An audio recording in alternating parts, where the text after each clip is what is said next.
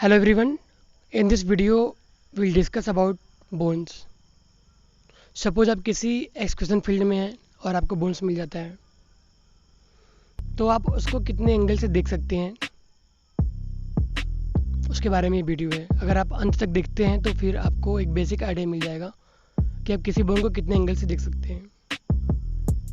इस वीडियो में एक क्वाड्रेंट का सीन है जिसमें कि दो मॉडर्न स्केलेटन मिले हैं जिसकी डेटिंग तो नहीं है पर अप्रॉक्सीमेटली 1000 ईयर ओल्ड है और ये मॉडर्न है जो बहुत काम का नहीं है,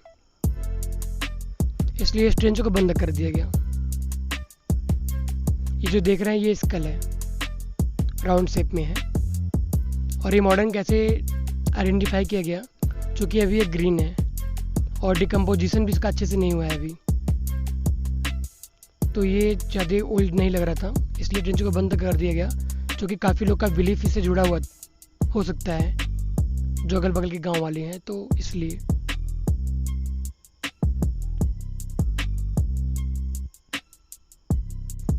अगर हमें एक्सप्रेशन में हड्डियाँ मिलती हैं तो उससे हम बहुत सारे इन्फॉर्मेशन निकाल सकते हैं।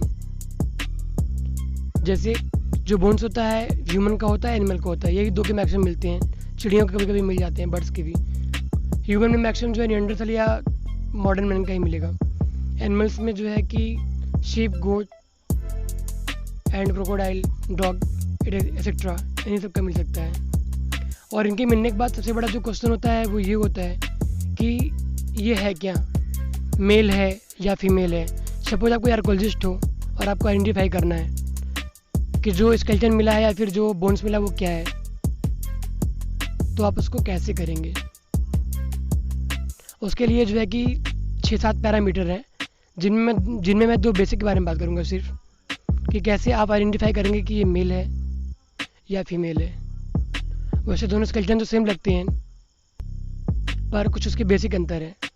जैसे पेल्विस गटर का नाम सुना होगा आपने, जो पेल्विस होता है मैन एंड वुमेन का, उसके शेप साइज में डिफरेंस होता है। जो वुमेन का पेल्विस होता है वो वाइडर होता है, जबकि मैन का जो होता है वो नैरो होता है। और सेक्रम के शेप में भी जो है कि डिफरेंसेस होता है। एंड सेकंड जो है वुमेन और मैन में जो डिफरेंस होता है वो आईब्रो वाली जो जगह है, जो मैन का होता है वो ब्लंट होता है, जबकि वुमेन का जो होता है वो प्लेन होता है। मैन का हम देख सकते हैं ब्लंट है, उभरा हुआ है, जबकि वुमेन का प्लेन है। ये भी एक बेसिक अंतर है जिसके आधार पे आप आइडेंटिफाई कर सकते हैं कि कौन मैन है कौन वुमेन है। सपोज आपको एक्सक्यूशन में कोई स्केलेटन मिल गया तो आप कैसे उसका अप्रॉक्सीमेट एज निकालेंगे या कैसे पता करेंगे कि वो कैसे उसकी डेथ हुई। उसके लिए जो है कुछ पैरामीटर्स हैं। जैसे आप किसी स्केलेटन का टीथ जो होता है, जिसे दांत कहते हैं हिंदी में, अगर आप उसको काउंट कर लेते हैं तो उस आधार पे आप जो है अप्रॉक्सीमेटली एज पता कर सकते हैं। क्योंकि जो टीथ होता है वो एक टाइम पीरियड में ही बाहर आता है।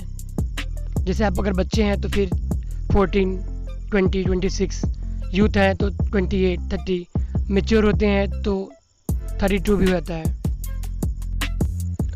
हमारे जो हड्डियाँ होती हैं वो कोलेजन प्रोटीन प्लस मिनरल से मिलकर बने होते हैं। और कोलेजन प्रोटीन का जब आप एनालिसिस करते हैं तो आपको पता चलता है कि सामने वाले व्यक्ति ने क्या ड्रिंक किया है, क्या फूड लिया है उसने लाइफ में। और सिर्फ इतना ही नहीं, उसने कहाँ कहाँ से ड्रिंक किया है, कहाँ कहाँ से उसने फूड खाए हैं, किस एरिया से वो घूमा है या किस एरिया तक वो गया है, आप ये भी पता लगा सकते हैं इसके एनालिसिस के द्वारा कोलेजन प्रोटीन के, जो कि आपके बोन्स में होता है। तो आपने कहाँ कहाँ तक यात्राएं की है, इवन इसी के आधार पर जो साइंटिस्ट लोग हैं उन लोगों ने जो है कि एक थ्योरी प्रपोज किया है इसी आधार पे। जब भी आप कोई बोन्स पाते हैं वो किस प्रजाति का है, किस स्पीसीज का है। सेकेंडली उसकी जीनोलॉजी क्या है, मीन्स वंशावली।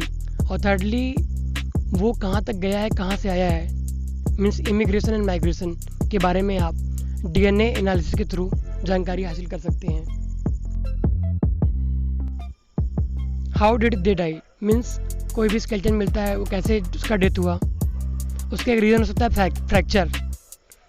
सपोज किसी का गर्दन टूट गया या नेक टूट गया तो उसे क्या कहेंगे, वो बच नहीं पाएगा, मरना ही है उसको। तो फ्रैक्चर भी एक रीज़न हो सकता है डेथ होने का किसी भी इंसान के।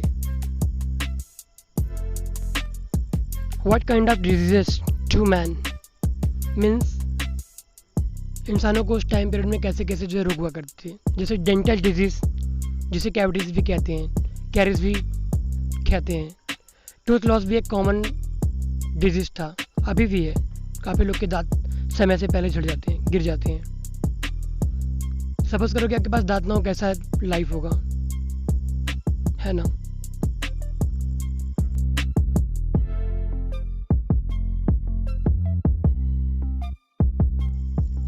And many more reason could be of the death means और भी कई सारे रीज़न हो सकते हैं, जैसे leprosy, small pox, plague and the black death. ये सब जो है कि पहले बहुत ज़्यादा हुआ करते थे, अभी भी होते हैं, पर अब लोग बच जाते हैं।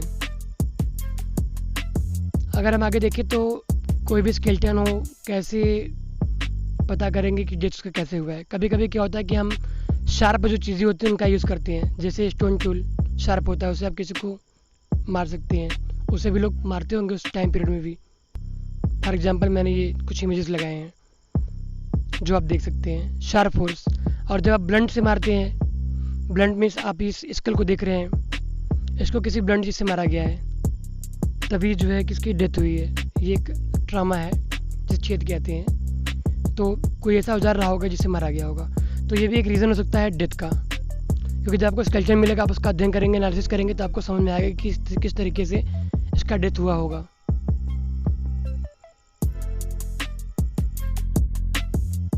एंथ्रोपोलॉजी क्या होता है? Anthropology is the scientific study of human and human behaviour society in the past and present. Means ये ह्यूमन के बिहेवियर का अध्ययन करता है, पास्ट एंड प्रेजेंट सोसाइटी का भी अध्ययन करता है। इसमें टोटली मानव का ही अध्ययन किया जाता है, ये एक सब्जेक्ट है। What we know from animal bones means हम एनिमल बोन्स के थ्रू क्या क्या जान सकते हैं। एनिमल बोन्स भी उतना ही इम्पोर्टेंट है जितना ह्यूमन बोन्स इम्पोर्टेंट है, और इसके थ्रू आप बहुत सारे इंफॉर्मेशंस निकाल सकते हैं। जैसे उसका एज क्या रहा होगा, वो एक्सटिंक्ट है या प्रेजेंट है, उसका सेक्स क्या है, साइज़ क्या है, उसकी डेटिंग कैसे करें, एंड उस टाइम पीरियड क्लाइमेट क्या था। जूआर्कोलॉजी क्या होता है? जूआर्कोलॉजी में क्या होता है कि इसमें जो रिमेन्स होते हैं एनिमल्स के, उसका अध्ययन किया जाता है, और उसके आधार पे जो है कि हम सो मैनी इन्फॉर्मेशन को कलेक्ट करते हैं, आर्कोलॉजिकल डाटा हम कलेक्ट करते हैं।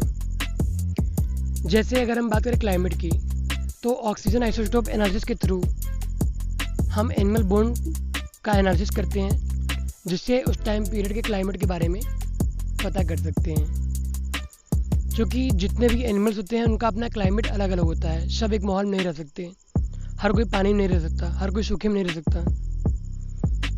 फॉर एग्जांपल अगर हम क्रोकोडाइल को देखें, तो जो क्रोकोडाइल है, इसका जो रहने का एटमॉस्फेयर है वो बिल्कुल डिफरेंट है।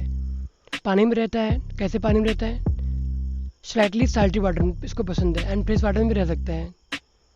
जबकि अगर हम किसी और जानवर को देखें, जैसे ऑस्ट्रिच,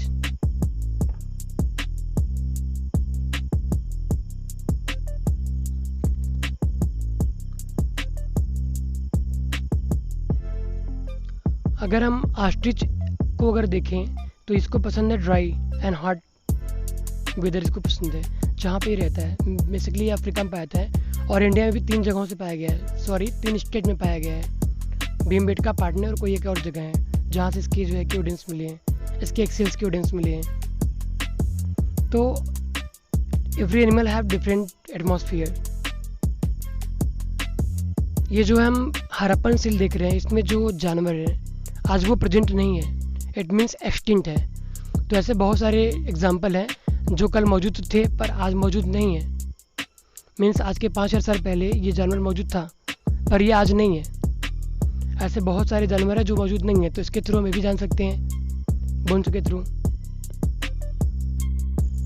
ह्यूमन का प्लस जो एनिमल्स हैं उनका जो है कि इंटरेक्शंस की अगर हम बात करें तो वो मेसोलिथिक से शुरू होता है, और अगर हंटिंग गैदरिंग बात करें तो बहुत पहले से है। इसमें क्या होता है कि जो ह्यूमन है वो जो है कि एनिमल्स को रेयरिंग करता है, डोमेस्टिकेटेड करता है, कभी खाने के लिए, कभी स्पोर्ट के लिए, कभी ट्रेड के लिए उनका यूज़ करता है। कभी कभी बिलीफ सिस्टम भी से मालूम होता है।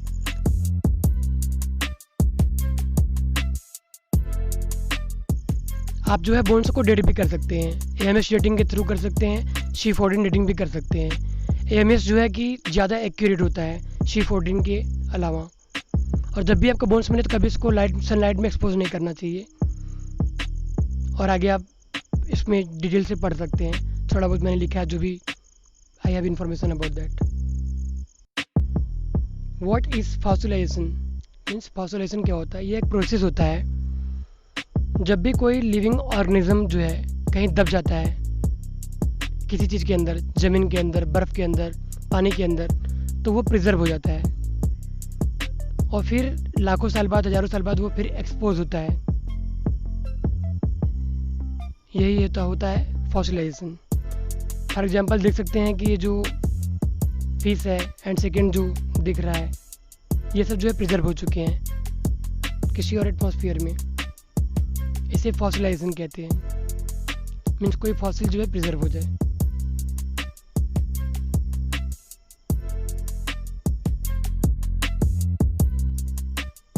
किसी भी साइट का प्राइमरी जो कॉन्टेक्स्ट होता है वो क्या होता है?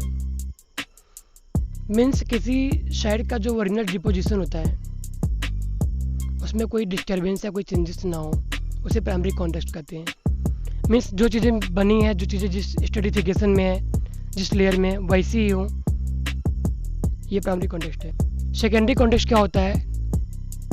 जब किसी साइट को थोड़ा सा या ज़्यादा मानव के द्वारा, जानवरों द्वारा या फिर किसी भी नेचुरल चीज़ों के द्वारा डिस्टर्ब कर दिया जाए, उसे सेकेंडरी कॉन्टेक्स्ट कहते हैं।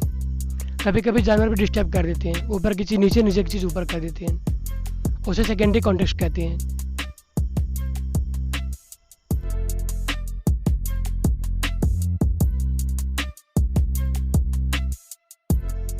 Thank you so much to listening to me.